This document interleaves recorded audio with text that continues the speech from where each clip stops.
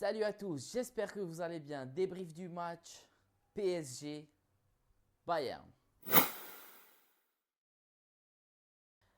Gros match entre le PSG et le Bayern de Munich. 2-0 à la fin du match. Un scénario exceptionnel.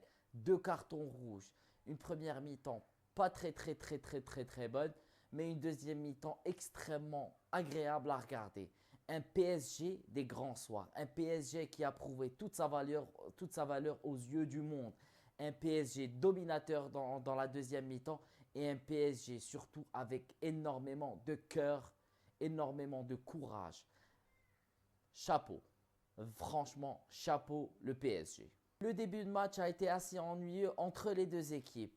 Un début de match très équilibré. En fait, une première mi-temps entièrement équilibrée.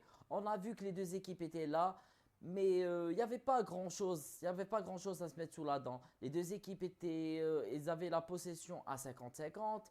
Il n'y avait pas vraiment de grosses occasions dans la première mi-temps, ni de la part du PSG, ni de la part du Bayern.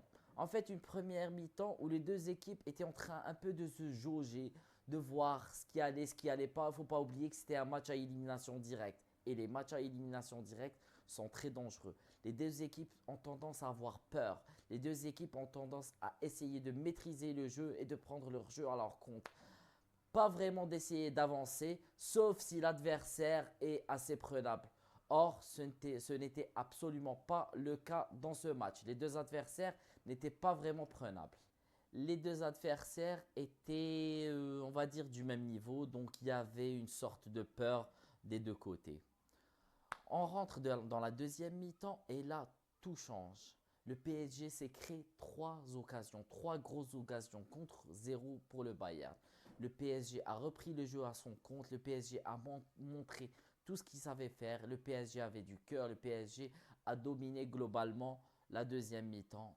Sauf que ils ont pris deux cartons rouges. Deux cartons rouges qui vont être assez rédhibitoires pour les prochains tours.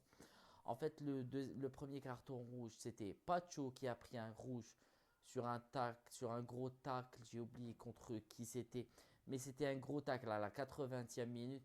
Et le deuxième carton rouge était assez sévère. Franchement, je ne sais pas pourquoi il l'a donné. Parce que là, Lucas Hernandez a essayé de protéger son ballon. Mais bon, il a pris un rouge pour un coup de coude. Il était là, le coup de coude, effectivement. Mais c'était pas vraiment. C'était pas. On ne va pas crier au scandale. Gros événement aussi dans la fin de la première mi-temps. Bon, d'ailleurs, la fin de la première mi-temps, le PSG a un peu souffert, mais le PSG a fait le dos rond et le PSG a réussi à sortir à la pause avec 0-0. Sauf qu'à la fin de la première mi-temps, il y a eu un gros événement. C'était la blessure de Jamal Musiala. On est tout cœur avec toi, Jamal, parce que franchement, il ne la méritait pas. La cheville a complètement tourné sur une intervention de Donnarumma. Une intervention qui plus est anodine, c'était vers vers la ligne de sortie de but, sur le côté, complètement sur le côté. Donc, une intervention était assez anodine. Le ballon n'était pas franchement dangereux. Grosse intervention de Donnarumma. La cheville de Musiala qui tourne complètement. Franchement, c'était pas beau à voir. D'ailleurs, on voit la réaction de Donnarumma juste après la blessure. Il était comme ça. Il était comme ça. Il était choqué. Tout le monde était comme ça. Tout le monde se tenait la tête. C'était pas beau à voir. On souhaite un bon rétablissement à Jamal. Et j'espère qu'il nous reviendra vite avec le 10 sur le dos. Deuxième mi-temps, en fait, la deuxième mi-temps, le PSG, comme je vous ai dit, a pris le jeu à son compte. On a vu, le PSG a montré toute sa valeur et tout ce qu'il savait faire. Même contre de grosses équipes, même contre de grosses écuries, le PSG était là, il était présent. On a tous vu à quel point le PSG est... Ils sont forts. Le PSG est fort, tout simplement.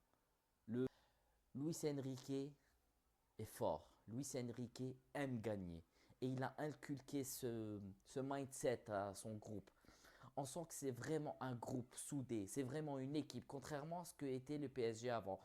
Avant, le PSG, c'était des individualités.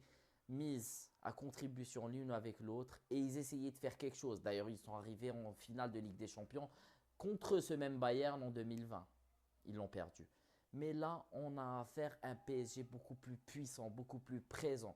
Une vraie équipe bien structurée, une équipe qui travaille bien ensemble, une équipe qui se complète, une équipe très efficace, très efficiente. Franchement, le PSG est beau à voir. En fait, le PSG est beau à voir. On aime bien voir jouer le PSG. On aime bien l'abnégation, on aime bien le cœur qu'ils ont.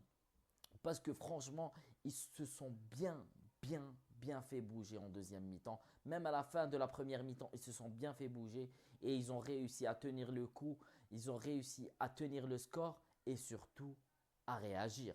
Le PSG a excellemment bien réagi. Belle passe de récupération haute de c'était sur Harry Kane, récupération haute sur Harry Kane, décalage, puis une passe en retrait sur Désiré Doué. Et Doué, il est vraiment doué, le Doué. Franchement, c'est quelque chose. Il a pris le ballon, petit crochet, tir. Donnarumma, masqué par ses deux défenseurs, ne réussit pas à intervenir et il est pris à contre-pied. But, je pense que c'était à la 56e minute. On continue sur la deuxième mi-temps. La deuxième mi-temps avance, ça avance. Les deux équipes se rendent coup pour coup. Et là, c'est le drame. Carton rouge. 80e minute, carton rouge pour Pacho sur un gros tacle. C'était entièrement mérité. Là, on se dit que le PSG va devoir souffrir pendant 10 minutes, voire 15 minutes avec le temps additionnel. Mais non, le PSG a réussi à tenir le coup et même à prendre un deuxième carton rouge pardon, et à marquer un deuxième but. Oui messieurs, dames, le PSG marque un deuxième but alors qu'il a deux cartons rouges. Ça prouve que cette équipe a un gros mental. C'est ce dont on peut retenir de cette mi-temps, de ce match qu'a le PSG. Le mental que prouve le PSG, il prouve à tout le monde que le mental, ils l'ont. Ils ont la technique, ils ont le ballon et ils ont le mental.